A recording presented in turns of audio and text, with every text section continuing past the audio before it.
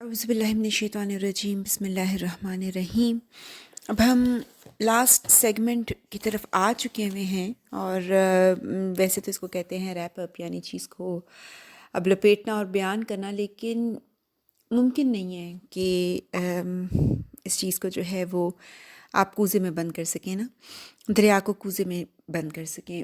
بہرحال کوشش کرتے ہیں کہ اس آیت میں نور اور پھر اس نور کی مثال ہے، اور اللہ کی باتیں ہیں، اور اللہ کی باتیں بڑی ہی خوبصورت ہیں۔ دیکھیں، نور روشنی ہے، اور اس نور کی تلاش میں ہماری روح سرگرداں ہے نا، اور اس کے اپنے فوائد ہیں اور ساری چیزیں ہیں جو کہ ہم پیچھے بھی ڈسکس کر کے آئے ہیں۔ دیکھیں، زندگی میں انسان کی حالت کیا ہے؟ زندگی میں انسان کی حالت یہ ہے کہ انسان اپنے آپ کو ہمیشہ خوبصورتی اور پرفیکشن کہنا چاہیے۔ مجھے اس کا اردو کا ورڈ فی الحال میرے ذہن میں نہیں آ رہا، لیکن خوبصورتی اور پرفیکشن کے ساتھ اپنے آپ کو جو ہے وہ اپنے ارد گرد رکھنا چاہتا ہے۔ خوبصورت گاڑی، خوبصورت جوتے، اچھے گھر، بچے جو ہیں وہ تمیز والے ہوں، خوبصورت ان کے ایٹیٹیوڈز ہوں، مسلمان بنے، انسان بنے تو وہ بھی بڑے خوبصورت بنے، یہ ہماری توقعات ہیں نا۔ دیکھیں، ایک اور چیز کو بھی یاد رکھیں کہ ہم میں اور جانوروں میں بڑی خصوصیات ہیں جو کہ کامن ہیں نا۔ وہ بھی ایسے ہرڈز کے اندر رہتے ہیں، یعنی کہ وہ بھی جتھوں میں رہتے ہیں، ان کی بھی اپنی ایک سوشل لائف ہے اور ہماری بھی ہے، اور ظاہر ہے کہ ہماری جو وہ لیول ہے وہ ایک بہت اونچی جگہ پر جا کر ہماری انٹلیکچوئل ابیلٹی کی وجہ سے ہماری ذہن کی جو کل جو لیول ہے ہماری عقل کا، وہ ظاہر ہے کہ انسانوں سے بہت اونچا ہے، اور پھر ظاہر ہے کہ ہمیں گائیڈنس بھی ملی ہوئی ہے، لیکن بہرحال بہت سی قدریں ہیں جو کہ مشترک ہیں۔ ایک چیز جو ہمیں جانوروں سے علیحدہ کرتی ہے، دیکھیں جب جانور کھانا کھاتا ہے تو وہ پلیٹ سجا کر تو نہیں کھاتا۔ مطلب اگر آپ دیکھیں کہ اگر آپ وہی کھانا جو ہے وہ گچھا مچھا بنا کر اپنے بچوں کے سامنے رکھ دیں اور نہیں کھائیں گے، ان کا دل نہیں کرے گا۔ ایک اچھا سجا ہوا ٹیبل دیکھ کر کھانے کو جو دل مطلب یہ جو خوبصورت کی چیز ہے، جانور بھی اپنے آپ کو صاف کرتے ہیں، مگر یہ جو مختلف قسم کی خوشبوئیں ہیں اور پھر جو طریقے ہیں اپنے آپ کو خوبصورت بنانے کے، یہ وہ چیزیں ہیں جو کہ ان کے پاس نہیں ہے۔ گویا جو خوبصورتی یا پرفیکشن یا حسن یا کی جو وہ چیز ہے وہ صرف انسانوں تک محدود ہے، ٹھیک ہے۔ اب ایک اور چیز دیکھیں کہ جو خوبصورتی ہے، نارملی اس کو پیار کے ساتھ، محبت کے ساتھ جو ہے وہ ریلیٹ بھی کیا جاتا ہے، ٹھیک ہے۔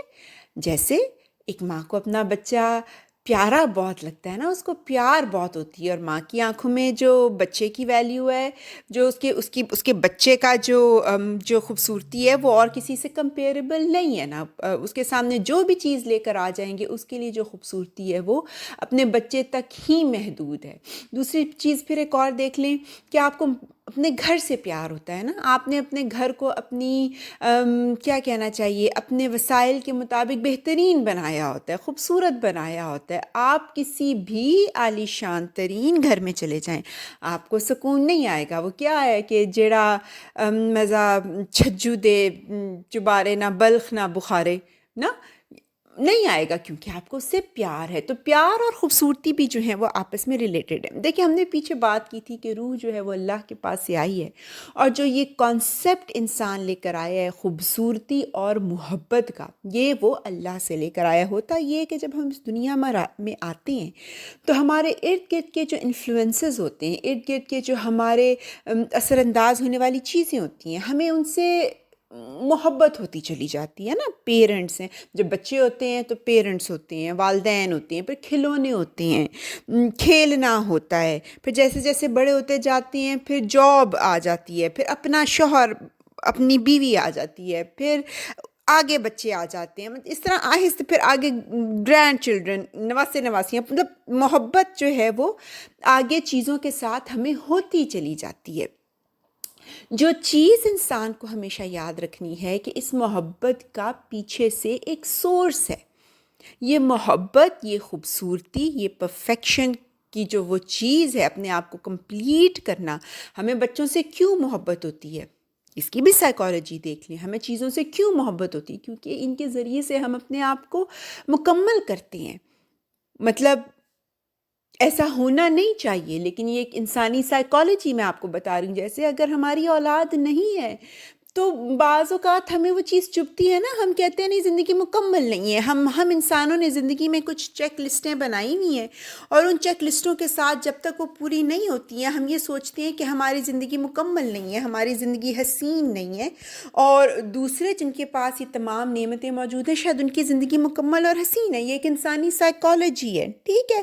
جو چیز ہم بھولتے ہیں کہ ان تمام اس محبت کا، اس حسن کا، یا اس کامل حالت کا جو ہمارے ذہنوں کے اندر موجود ہے، پیچھے سے ایک سورس کوڈ موجود ہے. اور یہ چیز ایسی ہی ہے جیسے کہ آپ کسی پہاڑ کو دیکھیں گے تو وہ پہاڑ اپنی ہیبت اور بعض اوقات اپنی خوبصورتی، مطلب یہ جو جارجیا کے علاقے میں جو یہ کوکاف کے پہاڑ ہیں جو کہ انتہائی دیو مالائی کہانیوں کے خوبصورت ترین پہاڑ ہیں. پہاڑ بہت بذات خود خوبصورت ہے، مگر ان کا پیچھے سے ایک سورس کوڈ ہے نا، ان کو یہ کہیں سے وجود میں آئے ہیں. اسی طرح ہی جو ہے وہ یہ دریا کا کہیں ایک وجود موجود ہے. اس محبت کا بھی ایک سورس کوڈ موجود ہے. ہر قسم کی محبت، ہر قسم کی انٹرسٹ، ہر قسم کی اپنے آپ کو مکمل کرنے کی کوشش آپ کو کیا کرتی ہے؟ آپ کو مزید پیاسا چھوڑ جاتی ہے. وہ اقبال کا شعر ہے نا کہ ہے جستجو کے خوب سے ہے خوب تر کہاں. انسان خوب سے خوب تر کی تلاش میں سرگردہ رہتا ہے نا. آپ اور میں رکیں گے نہیں. جو چیز میں آپ کو اس آیت کے حوالے سے کہنا چاہ رہی ہوں وہ یہ کہنا چاہ رہی ہوں کہ جب آپ ایک چیز کو پا لیتے ہیں تو پھر ہوتا ہے کہ اب واٹس نیکسٹ، اب ہن اگے کی. ایون اگر آپ یہاں تک دیکھ لیں، یہاں تک بھی دیکھ لیں کہ ایون جب ہم دین کا کام بھی کرنا شروع کرتے ہیں تو پھر بھی اس کے اندر جستجو رہتی ہے کہ خوب سے ہے خوب تر کہاں نا. بہترین سے بہترین ہونے کی خواہش، یہ چیز کہاں جا کر رکے گی؟ وَأَنَّ إِلَىٰ رَبِّكَ الْمُنْتَهَىٰ وَأَنَّ إِلَىٰ رَبِّكَ الْمُنْتَهَىٰ، وہاں جا کر رکے گی جو کہ الٹیمیٹ اینڈ ہے. اپنے رب کے پاس ہی تمہاری انتہا ہے. ٹھیک ہے.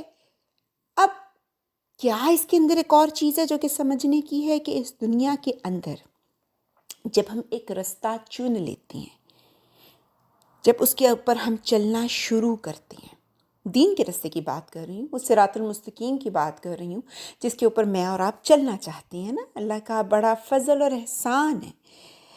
اس کو چوز کر لینا، پہلے تو ایک چوز کرنا ہی سب سے بڑی امپورٹنٹ ہے نا. اس کو پا جانا سب سے پہلے تو، اگر اس کے ساتھ چلیں ایک سیکوینس کے ساتھ، تو سب سے پہلے تو اس رستے کو پا جانا، پھر پانے کے بعد اس کو اپنے لیے چوز کر لینا، پھر اس کے اوپر چلنا شروع کرنا، اور پھر چلنے کے بعد اس کے اوپر چلتے رہنے کی کوشش کرنا. بڑے دھکے لگتے، بڑے گڑے آتے ہے نا.